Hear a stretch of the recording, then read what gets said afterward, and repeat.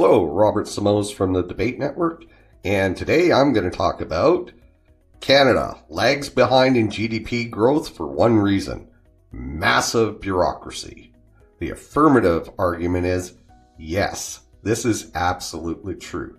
While Canada prides itself on being the true north, strong and free, it should add the following to the end of it. To get anything approved and done takes an inordinate amount of time, money, and patience in this country. Canada lags behind in GDP growth because of all the ridiculous and unnecessary bureaucracy it creates as it slows down production and projects. This is not just a problem on the national level, but this is a problem on the provincial and the municipal level as well. Let me explain. So, in home construction, they've changed the rules in my province of British Columbia. This is become ridiculous in some municipalities as they are now requiring homeowners to give them slope designs, slope plans about their driveways. This just adds cost to the home of having an engineer now design a slope diagram to show a car sitting on the driveway. How bad is it? Well, a friend of mine has been trying to build his dream retirement home for the past 3 years on a piece of property, and he has spent over $125,000, and he still has not put a shovel into the ground. Now, that's the municipal level. How about on provincial and federal government? Well, it's ridiculous. For example, the federal government goes always to First Nations to get their consult and approval. Well, that automatically slows everything down because there has to be negotiations on a number of fronts when that happens. Another group that the governments of this country are scared of is environmentalists.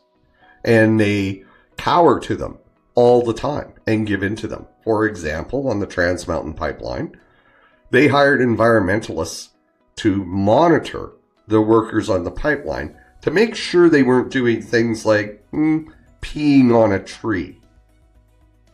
I'm serious. That was what they were doing. We were paying for it. When you ask, why did this pipeline go from $7 billion to $35 billion?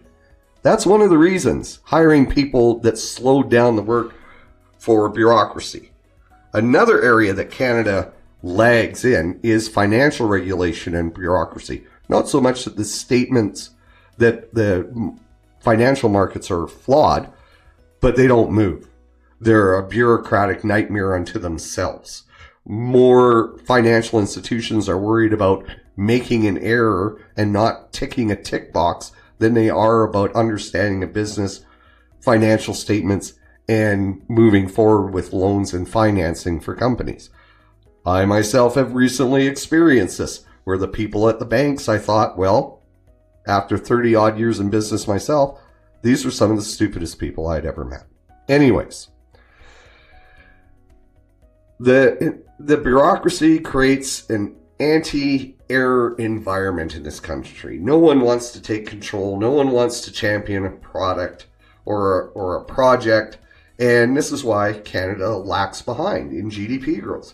We willingly put up barriers that impede economic growth when we know they do no good and work against us. Proof? Well, let's talk about the carbon tax. Added bureaucracy, implementation, the idea to reduce Canadian carbon emissions. Great idea. But the 5 biggest polluters, China, Russia, India, the United States, and Japan, have not cut their CO2 emissions at all. So why are we implementing a tax on Canadians to reduce emissions and negatively affect our economy? To be stylish? To be environmental hipsters? Trudeau's gone, thank God.